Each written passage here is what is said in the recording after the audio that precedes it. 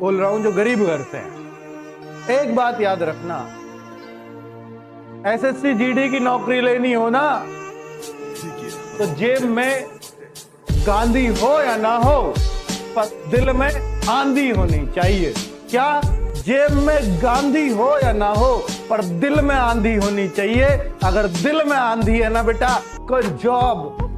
नमस्कार दोस्तों, सिद्धि education live channel में आपका स्वागत है। आज हम बात करते हैं, आज का जो ये वीडियो होने वाला है उसमें आपका डिस्कस करेंगे कि आंसर की आपकी कब तक आ जाएगी, नेक्स्ट आपकी जीडी की वैकेंसी कब तक आएगी, या इस बार जो आपको एग्जाम की तैयारी करनी है वो किस तरह से आप करेंगे, और उसके बाद आपका सबसे इजी शिफ्ट कौन रहा हुआ था इन दिनों में, सबसे आपका हार्ड शिफ्ट कौन सा रहा हुआ था, और नॉर्मलाइजेशन किस तरह से होगा, और अटेम्प्ट जो है लोगों ने किस तरह से, किस सब्जेक्ट वाइज आपका किस सेक्शन में कितना अटेम्प्ट लोग। नेक्स्ट देखिए, पहला क्वेश्चन सब लोगों का ये आ रहा है कि आंसर की कब तक आ जाएगी। देखिए आंसर की बात करें, कोई भी एसएससी का एग्जाम होता है आपका विद इन 7 डेज, यानी कि विद इन जो 7 डेज होता है आपकी आंसर की आ ही जाती है एनी हाउ। तो आपकी ये जो आंसर की है आपकी 10 से 12 मार्च के बीच में देखने को मिलेगी, यानी कि 10 से 12 मार्च के आसपास आपको जो है आंसर की देखने को मिलेगी। और जब आपका आंसर की आ जाता है तो कट ऑफ पर वीडियो बनाना आसान हो जाता है, क्योंकि ऐसे लोगों को लगता है कुछ भी अटेम्प्ट किया है, लेकिन एग्जैक्ट अटेम्प्ट जो होता है वो आंसर की के बाद भी पता चलता है, तो उसके बाद भी कट ऑफ का वीडियो बनाएंगे। लेकिन अभी भी आपको एक कट ऑफ का वीडियो तैयार करवा रहे हैं, वो आपको यहाँ पर करवा देंगे। तो 10 से 12 मार्च के अंदर आपको जो है आंसर की आपको मिल जाएगी। नेक्स्ट आपका एसएससी जीडी को लेकर के कुछ लोगों के देखिए अटेम्प्ट कम हुए, तो वो लोग जिनका एज अभी है एसएससी जीडी के लिए, वो सोच रहे हैं कि अगली वैकेंसी कब आएगी, या उसके लिए अभी से तैयारी शुरू कर दें तो शायद मेरा अगली बार अच्छे से हो जाए।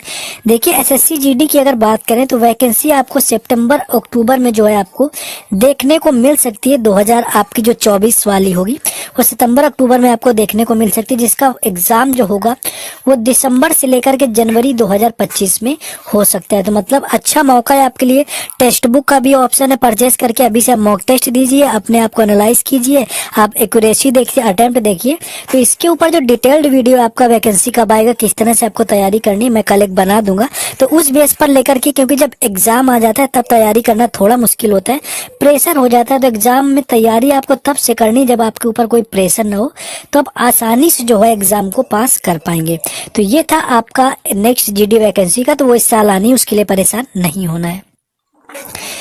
आपको एग्जाम की तैयारी कैसे करें तो आपको बताया है कि मॉक टेस्ट और जीएस में कैसे आपको करना है। मॉक टेस्ट तो आपको बता ही दिया कि टेक्स्ट बुक का ही लगाना है, बाकी जीएस मैं आपको पढ़ाने वाला हूँ। जीएस के अंदर आपको क्या क्या करवाना है, जीएस ऐसा करवाना है कि आप 15+ आराम से एग्जाम के अंदर कर पाओ, क्योंकि बाकी सब्जेक्ट में तो आप कर लेते हो लेकिन जीएस में ही कहीं ना कहीं लोगों को प्रॉब्लम हो जाती है। तो इस तरह से मैं करवाऊंगा कि जीडी में 15+ क्वेश्चन भी आउट ऑफ जो 20 होते हैं आप आसानी से एसएससी जीडी एग्जाम में कर पाएंगे।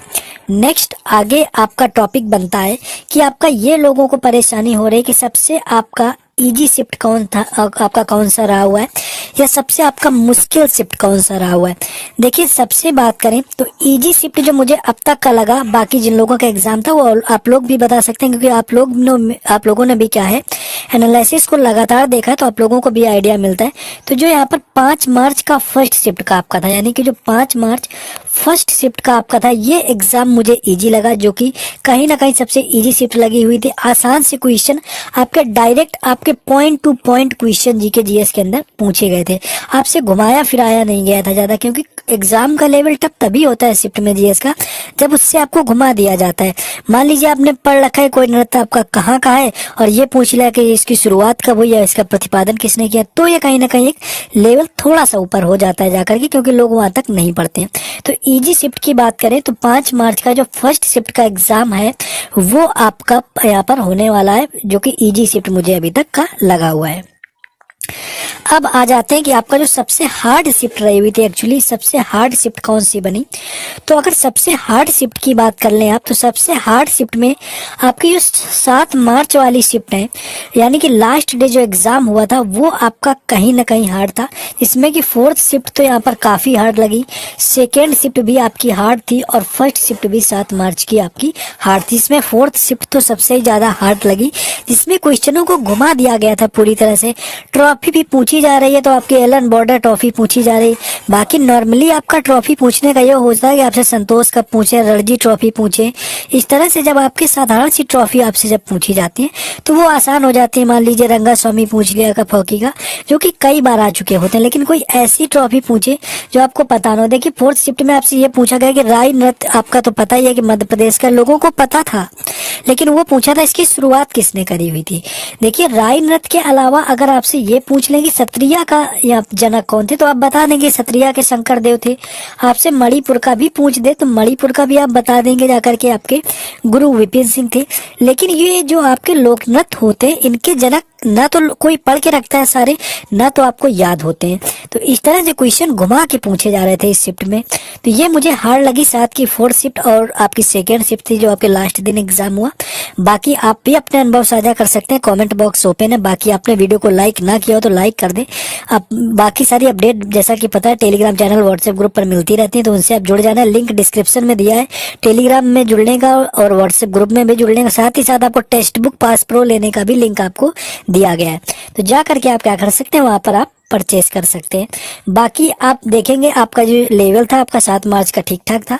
अब आ जाती है बात कि यहाँ पर नॉर्मलाइज किस तरह से होगा। देखिए नॉर्मलाइज क्या होता है, ये आपका एक्यूरेसी पर तो थोड़ा डिपेंड करता है, लेकिन आपका शिफ्ट वाइज भी डिपेंड करता है कि किस एवरेज में लड़के किस शिफ्ट में क्वेश्चन कर रहे हैं, और उसी एवरेज के हिसाब से पूरी शिफ्ट के नंबर बढ़ा दिए जाते हैं। तो जिनका ज्यादा टफ शिफ्ट रहा हुआ है यहाँ पर, तो उन लोगों को परेशान नहीं होना है। आपके नंबर कहीं ना कहीं उसी लेवल में बढ़ाए जाएंगे जैसा कि सबसे आपका मैच कर जाए। जो आपका पोर्शन आपका थोड़ा हार्ड रहा हुआ है उसमें आपका लेवल जो है नॉर्मलाइज कर दिया जाएगा, उसकी टेंशन नहीं लेनी है। तो इसको लेकर के परेशान नहीं होना है। बाकी आपसे बात करें कि आपका अटेम्प्ट जो है, अटेम्प्ट की बात करें तो अटेम्प्ट यहाँ पर आपसे 17 से 18 अटेम्प्ट आपका रीजनिंग के अंदर लोगों ने किया हुआ है। रीजनिंग का आपका लेवल समझ रहे हैं, 16, 17, 18 तक लोगों के हो रहे थे। और आपका मैथ का भी ऐसे